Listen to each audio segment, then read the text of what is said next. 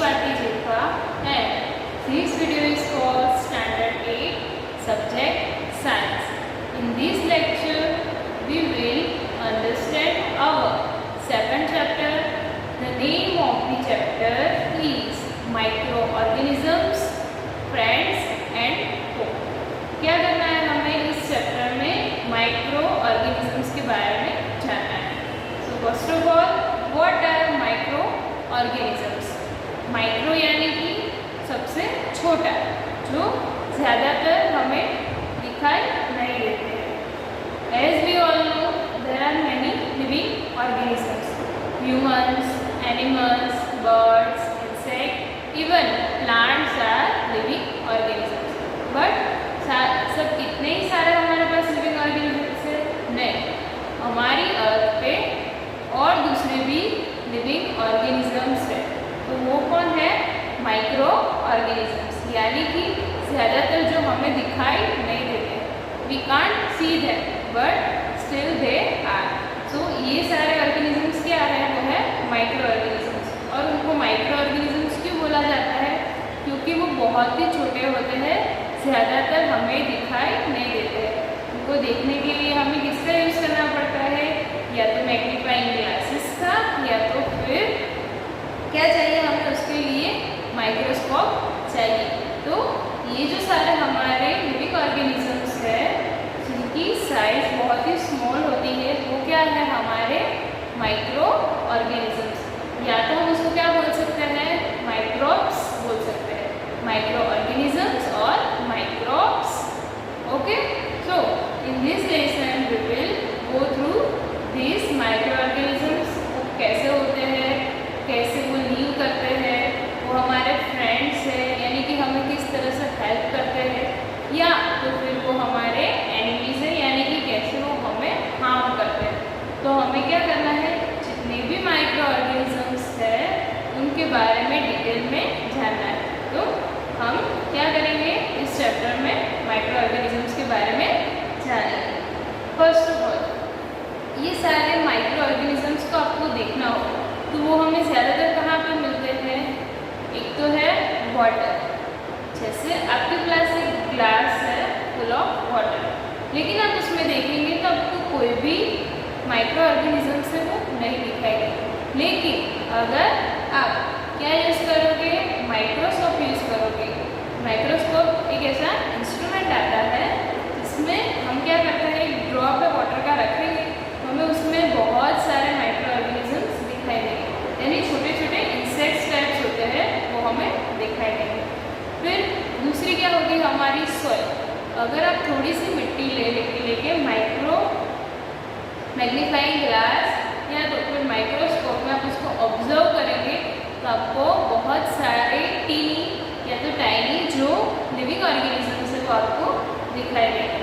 यानी कि आपकी सॉइल और वाटर क्या है? फुल ऑफ माइक्रो ऑर्गेनिजम्स है. एंड ऑल्सो इन एयर, हवा में भी आपको ये सारे देखने मिल सकते हैं. तो लिविंग ऑर्गेनिजम्स कहाँ पे होते हैं? सभी जगह पे होते हैं और बहुत बड़ी अमाउंट में होते हैं, हमसे भी ज़्यादा, एनिमल्स से भी ज़्यादा, लेकिन उनकी साइज़ की वजह से वो हमें कम दिखते हैं. देन हम क्या कर सकते हैं? उसको अनएडेड आई से, मतलब हमारी जो नॉर्मल आइज से उससे देख नहीं सकते. लेकिन हम अगर थोड़ा ज़्यादा ऑब्जर्व करने की कोशिश करेंगे तो हमें जो कुछ ऐसे माइक्रो ऑर्गेनिजम्स जो बड़े होते हैं वो हमें दिखाई दे सकते हैं. लेकिन कुछ ऐसे हैं जिसको देखने के लिए हमें क्या यूज़ करना पड़ेगा? Magnifying glass. लेकिन कभी कभी मैग्नीफाइंग ग्लास में भी नहीं दिखते हैं. तो लास्ट ऑप्शन हमारे पास क्या बचता है? तो वो क्या होता है? माइक्रोस्कोप. अगर हमारे पास माइक्रोस्कोप होगा तो ही हम उन लिविंग ऑर्गेनिजम्स को देख पाएंगे या तो स्टडी कर पाएंगे, क्योंकि वो नॉर्मल आँख से दिखते नहीं हैं. देन अब ये जो सारे लिविंग ऑर्गेनिजम्स हैं, कौन से? Micro organisms. उनको डिवाइड किया हुआ है 4 टाइप. जैसे हमें जो बड़े लिविंग ऑर्गेनिजम्स हैं वैसे हमने क्या डिवाइड किया है? प्लांट्स और एनिमल्स में. फिर एनिमल्स में भी ग्रुप होते हैं, जैसे कि बर्ड्स है, इंसेक्ट्स है, फिर अलग ह्यूमन्स है. वैसे ही लिविंग ऑर्गेनिजम्स जो माइक्रो है, माइक्रो ऑर्गेनिजम्स है, उनको 4 ग्रुप में डिवाइड किया है। तो फर्स्ट इज बैक्टीरिया। तो फर्स्ट जो हमारा ग्रुप है वो क्या है? Bacteria. Then second is fungi. आपको इसके बारे में तो पता ही होगा। ये जो फंगी है उसको हम देख सकते हैं। देन प्रोटोजोआ, वो होता है, वो भी माइक्रो ऑर्गेनिज्म होता है। देन एल्गी, एल्गी भी आपने देखी होगी। एल्गी क्या होती है? जहाँ पे जैसे तालाब है या तो बहुत पानी वाली जगह है, वहाँ पे जो ग्रीन कलर का होता है वो ग्रास नहीं होता है, लेकिन थोड़ा चिकना ऐसा लिक्विड टाइप होता है, जो काई होती है, उसे क्या बोलते हैं? एल्गी। तो हमें क्या करना है? इन चारों के बारे में स्टडी करनी है। यानी टोटल जितने भी माइक्रो ऑर्गेनिजम्स है उनको 4 ग्रुप में डिवाइड किया हुआ है। First is bacteria, then fungi, third is protozoa and fourth is algae. Okay, अब हमारे पास एक दूसरा माइक्रो ऑर्गेनिज्म, वो क्या है? वायरस। वायरस क्या होता है? जनरली हम वायरस को क्या हार्मफुल समझते हैं कि अगर आपको बुखार आया है और आप डॉक्टर के पास जाते हो तो वो क्या बोलेगा कि ये वायरस का फीवर है। यानी ज़्यादातर वायरस क्या होते हैं? हार्मफुल होते हैं। अब देखो, इनको ये मेन 4 कैटेगरी में क्यों डिवाइड नहीं किया? क्योंकि वायरस एक ऐसा माइक्रो ऑर्गेनिज्म है उसको वो खुद अपने आप कुछ नहीं कर सकता। मतलब वो उसको अगर लीव रहना है या कुछ वर्क करना है तो उसको किसी और पे डिपेंडेंट रहना पड़ेगा। वो अकेला सर्वाइव नहीं कर सकता। अब वो कहाँ पर रहता है? या तो ह्यूमन बॉडी या तो किसी एनिमल बॉडी के जो ऑर्गन्स होते हैं, हमारी बॉडी के अंदर जो पार्ट्स होते हैं, वहाँ पे रहता है, वहाँ से अपना न्यूट्रिएंट्स लेता है और वहाँ पे ही वर्क करता है। तो अब जब टेक्स्ट बुक में देखोगे तो आपको इन सब के एग्जाम्पल दिए हुए हैं और उनके फोटोज भी दी हुई है कि बैक्टीरिया कैसे होते हैं, फंगी कैसी होती है, प्रोटोजोआ कैसे होते हैं, एल्गी कैसे होती है, इवन वायरस कैसे होता है, वो सारा आपको फोटो देख के पता चल जाएगा। अब क्या है? जो वायरस है वो माइक्रोस्कोपिक है, यानी माइक्रो ऑर्गेनिज्म जैसा है, वो हम ऐसे देख नहीं पाते हैं उसको। उसके लिए भी हमें क्या चाहिए? माइक्रोस्कोप यूज करना पड़ता है। लेकिन डिफरेंट फ्रॉम अदर, ये जो सारे हैं इनसे वो क्या है? डिफरेंट है। Virus reproduce only inside the cells of host organism. अब देखो, होस्ट ऑर्गेनिज्म, होस्ट यानी कि जहाँ पे वो रहता है, कोई लिविंग ऑर्गेनिज्म। सपोज कि हमारी ह्यूमन बॉडी में वायरस है तो हम क्या होंगे? उसके होस्ट, यानी हम उसको रख रहे हैं हमारी बॉडी में। तो वो क्या करता है? लिविंग ऑर्गेनिज्म जो उसका होस्ट जहाँ पे वो रहता है उसके इनसाइड भी रहता है और वहाँ से ही वर्क कर पाता है। वो अकेला सर्वाइव नहीं कर पाएगा। अब देखो उसके क्या क्या हमें डिसीज हो सकते हैं। सपोज कि कोल्ड है, इन्फ्लुएंजा यानी कि जो फ्लू होता है वो, then various types of coughs होते हैं। तो ये सारे क्या होते हैं? वायरस की वजह से हमारे जो बीमारियाँ होती है वो है। देन दूसरे कौन कौन से बड़े जो डिसीज हो सकते हैं? पोलियो है, चिकन पॉक्स। इसके लिए भी कौन जिम्मेदार है? अलग अलग तरह के जो वायरस होते हैं वही जिम्मेदार है। अब देखो ये जो डिसीज है मलेरिया एंड डिसेंट्री, इन दोनों किससे होते हैं? ये दोनों जो डिसीज है वो हमें प्रोटोजोआ से होते हैं। ये जो माइक्रो ऑर्गेनिजम्स है प्रोटोजोआ, उसकी वजह से ये जो डिसीज हमें होते हैं। फिर बैक्टीरिया किसके लिए है? यानी कौन से डिसीज हमें बैक्टीरिया से होते हैं? तो टाइफॉइड है, टीबी, ट्यूबरकुलोसिस जो होता है वो किससे होता है? बैक्टीरिया की वजह से। तो ये हमने देखा कि बैक्टीरिया, वायरस और प्रोटोजोआ की वजह से हमें जो बीमारियाँ होती है, यानी कि ये है हमारी क्या है? फो, यानी कि हमारे दुश्मन है, हमारे लिए हार्मफुल है। बट सिर्फ हमारे वो दुश्मन ऐसा नहीं है। जो बैक्टीरिया है, प्रोटोजोआ किसी किसी तरह हमें हेल्पफुल भी है, तो वो हमारे फ्रेंड्स भी है। तो हम आगे उसके बारे में समझेंगे। अभी हम ये देखेंगे कि माइक्रो ऑर्गेनिजम्स है वो कहाँ पर रहते हैं? Where do they live. अब देखो ये इतने सारे जो माइक्रो ऑर्गेनिजम्स है वो कहीं पे भी सर्वाइव कर सकते हैं। जैसे उनकी बॉडी है, जो इनकी रिक्वायरमेंट्स जहाँ पर फुलफिल होती है वो वहाँ पे रह सकते हैं। या तो ह्यूमन बॉडी के अंदर भी रह सकते हैं या फिर बाहर भी रह सकते हैं। कुछ सिंगल्स है, यानी कि आपकी बॉडी में जो सेल्स होते हैं, किसी माइक्रो ऑर्गेनिज्म में तो सिर्फ क्या होता है, वन सेल। जैसे कि अमीबा है तो उसमें क्या है, सिर्फ वन सेल है। कुछ जो ऑर्गेनिजम्स होते हैं, माइक्रो ऑर्गेनिजम्स, तो वो क्या होते हैं, मल्टी सेलर, उनमें बहुत सारे सेल्स भी हो सकते हैं, उनकी साइज बड़ी भी हो सकती है। देन वो आइस फॉल जो एटमोसफियर होता है उसमें भी रहते हैं। तो कुछ है वो हॉट स्प्रिंग एटमोसफियर, जो गर्म एनवायरनमेंट होता है वहाँ पे भी रह सकते हैं। देन डेजर्ट टू मार्शलैंड, यानी डेजर्ट लैंड हो जहाँ पे बिल्कुल सूखा हो, वहाँ पे भी वो सर्वाइव कर सकते हैं। और जो कुछ है वो मार्शी, यानी जहाँ पे मॉइस्चर हो, जो पानी वाली जगह हो, वहाँ पे भी वो लोग सर्वाइव कर सकते हैं। तो माइक्रो ऑर्गेनिजम्स के लिए कोई स्पेसिफिक एनवायरनमेंट नहीं चाहिए, जिसकी जो रिक्वायरमेंट्स है वो वहाँ पे सर्वाइव कर लेगा। Then even they live in inside the body of animals, even human, वो एनिमल्स और ह्यूमंस की बॉडी में भी सर्वाइव करते हैं। और क्या है, सम जो है, सम माइक्रो ऑर्गेनिजम्स, उनको क्या होना पड़ता है, किसी पे डिपेंडेंट होना पड़ता है, यानी कि हमारी ह्यूमन बॉडी चाहिए या तो कोई एनिमल की बॉडी चाहिए। लेकिन कुछ जो होते हैं वो क्या फ्रीली एग्जिस्ट कर पाते हैं। ओके, यहाँ तक के पॉइंट क्लियर है। नाउ माइक्रो ऑर्गेनिजम्स एंड अस यानी ह्यूमन। माइक्रो ऑर्गेनिजम्स और ह्यूमन, उनका क्या रिलेशन है, वो किस तरह से यूजफुल है या तो हार्मफुल है हमारी बॉडी के लिए या तो हमारी एक्टिविटी के लिए, वो हमें जानना है।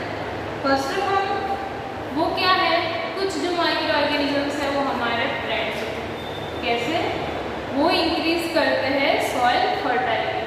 फर्स्ट चैप्टर में हमें देखा था, जब प्रिपरेशन ऑफ सॉइल वाला जो स्टेप था उसमें क्या होता था कि सॉइल को प्रिपेयर करने के लिए जो माइक्रो ऑर्गेनिजम्स है वो हमें हेल्प करते हैं।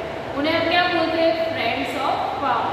उनके जो न्यूट्रिएंट्स होते हैं वो सॉइल को प्रोवाइड करते हैं, वो पूरी जो हमारी सॉइल है उसको ऊपर नीचे करते रहते हैं। तो वो क्या है, हमारे फ्रेंड्स। ओके, तो ये जो सारे माइक्रो ऑर्गेनिजम्स है, ये कुछ बैक्टीरियाज है, वो हमारी सॉइल फर्टिलिटी को इंक्रीज करते हैं। देन किसके लिए यूज होता है, फर्स्ट है making of bread and curd. अभी ये जो सारे आपकी बेकरी की जो भी आइटम्स है, ब्रेड है, टोस्ट है या तो पिज्ज़ा है, वो किसकी वजह से है हम बना सकते हैं, कुछ बैक्टीरिया या कुछ ऐसे माइक्रो ऑर्गेनिजम्स है, फंगस है, उसकी वजह से ही हम बना सकते हैं, अदरवाइज हम उसको बना नहीं पाएंगे। तो हमें अगर मिल्क में से कर्ड बनाना तो उसके लिए हमें क्या चाहिए, बैक्टीरिया चाहिए होता है। तो वो कौन सा बैक्टीरिया है, लैक्टोबैसिलस। वो बैक्टीरिया क्या करता है, कर्ड में मिल्क में से कर्ड बनाने में हेल्प करता है। अब उसको मिल्क के साथ मिलाया जाता है, फिर वो डिवाइड करता है मिल्क को और उसमें मिल जाता है।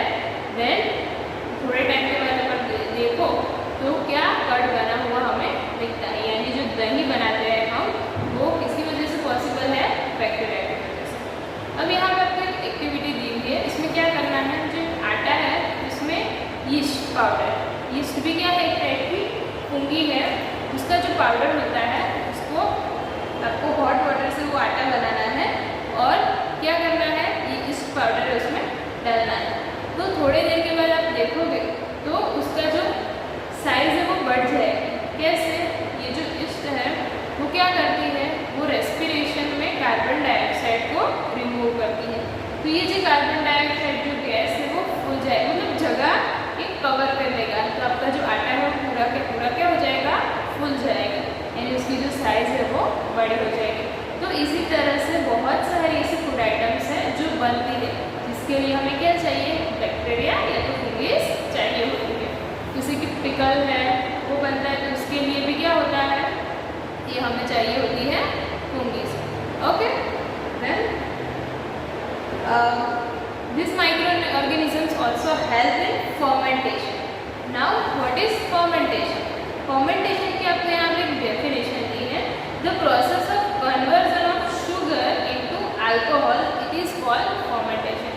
वैसे अल्कोहल को अगर हम ध्यान देखें तो फर्मेंटेशन हम हमारी क्या है, रूटीन लाइफ में भी यूज़ करते हैं। जैसे कि इडली, डोसा बैटर, वो सारा जब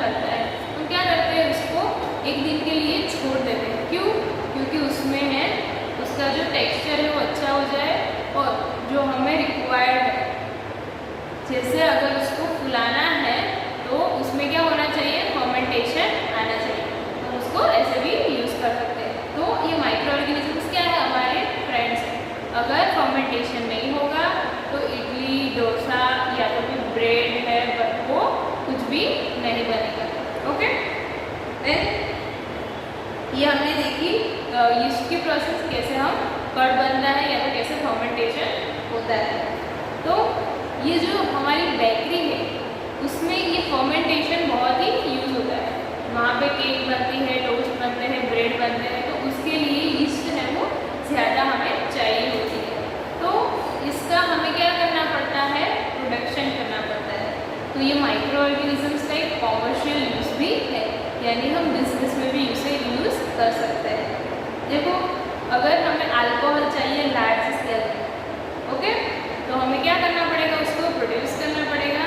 अब ये अल्कोहल है, वाइन है, तो उसमें क्या होता है, ईस्ट ज़्यादा होती है। तो ये ईस्ट सारी यूज़ करने के लिए हमें उसको प्रोड्यूस करना पड़ता है। तो कुछ ऐसे ग्रेन्स होते हैं जिसमें वो सर्वाइव करती है, वहाँ से वो प्रोड्यूस कर सकते हैं, जैसे कि विट है, फिर या तो कोई शुगर ग्रेन्स है, तो उसमें हम क्या कर सकते हैं, उसको प्रोड्यूस करवा सकते हैं। तो ये क्या होता है, ईस्ट का यूज़ होता है। अब देखो, एक दूसरी चीज़ है एसिटिक एसिड, या तो उसको क्या बोल सकते हैं, विनेगर। तो वो भी बनने के लिए क्या होता है, माइक्रो ऑर्गेनिजम्स चाहिए होते हैं। आपने देखा होगा अभी रिसेंटली जितनी भी फूड आइटम्स आती है, जैसे कि चाइनीज़ आइटम्स सारी होती है, इटालियन होती है, तो सब में विनेगर यूज़ होता है। तो हमें क्या बोला गया है कि ये जो ईस्ट है हमारी, या तो ये माइक्रो ऑर्गेनिजम्स है, वो हमें हेल्पफुल हमारे फूड में, और इसको कॉमर्शियली हमें क्या करना पड़ता है, प्रोड्यूस करना पड़ता है। अभी हमने यहाँ पे देखा कि फर्मेंटेशन में क्या होता है, जो शुगर होती है उसको कन्वर्ट किया जाता है अल्कोहल। तो जहाँ पे अल्कोहल का प्रोडक्शन हो रहा है बहुत बड़े अमाउंट में, तो वहाँ पे फर्मेंटेशन प्रोसेस होती है, और वहाँ पे है ईस्ट पाउडर या तो अलग अलग जो माइक्रो ऑर्गेनिजम्स है वो चाहिए होते हैं। Then what is the another use of alcohol और दिस माइक्रो ऑर्गेनिजम्स। अब देखो, कुछ ऐसे माइक्रो ऑर्गेनिजम्स होते हैं जो हमें हेल्पफुल करते हैं to fight with the disease, यानी मेडिसिन बनाने में भी यूज़ कर सकते हैं। ऐसे हमारे पास मेडिसिन है जैसे सेप्रोमाइसिन, टेट्रासाइक्लिन, एरिथ्रोमाइसिन। तो ये सारी जो मेडिसिन है, एरिथ्रोमाइसिन और फिर है स्ट्रेप्टोमाइसिन, टेट्रासाइक्लिन, ये तीन जो हमारी मेडिसिन है वो यूज़फुल होती है किसके लिए, तो हमें जो डिसीज होते हैं, एंटीबायोटिक्स जैसे हम इसके यूज़ कर सकते हैं। जो बैक्टीरिया की वजह से डिसीज होता है उनके साथ फाइट करने में ये जो सारी मेडिसिन हमें हेल्प करती है। कुछ ऐसे बैक्टीरियाज भी होते हैं जो हमारी बॉडी में जाते हैं तो हमें हार्म करते हैं, तो इनको हमें अगर बॉडी से बाहर निकालना हो या तो उनके साथ फाइट करनी हो तो हमें मेडिसिन चाहिए होती है। तो उन मेडिसिन को क्या बोलते हैं, एंटीबायोटिक्स बोलते हैं। और ये मेडिसिन कभी कभी प्लांट्स में या तो एनिमल्स पे भी यूज़ करी जा सकती है। क्यों? क्योंकि वो एनिमल्स पे यूज़ करके हम देखते हैं कि ये जो सारे बैक्टीरियाज है उनका एनिमल्स पे क्या इफेक्ट होता है, या तो उनका जो कनेक्शन है वो क्या है, वो कैसे उसको अफेक्ट करता है। तो ये सब जानने के लिए, स्टडी करने के लिए हमें क्या करना पड़ेगा, उनको ये एंटीबायोटिक्स का टेस्ट करना पड़ेगा। देन कुछ ऐसे प्लांट्स, जब ये बैक्टीरियाज या फिर फंगीज प्लांट्स पे रहती है तो प्लांट्स में मिलती है तो वो उनका ग्रोथ क्या है, स्टॉप कर देती है, उनको भी डिसीज हो सकता है। तो उनकी डिसीज दूर करने के लिए भी क्या करना पड़ता है, ये हम मेडिसिन प्रोवाइड करवानी पड़ती है। तो अब देख सकते हो कि कुछ है वो एज ए मेडिसिन यूज़ करते हैं और कुछ क्या करना पड़ता है, हमें उनको दूर करने के लिए अलग से मेडिसिन हमें लेनी पड़ती है। तो ये हमारे फ्रेंड्स भी हैं और वो भी हैं। तो क्या है, जब हम इनके बारे में पढ़ते हैं तब हमें पता चलता है कि जो सारे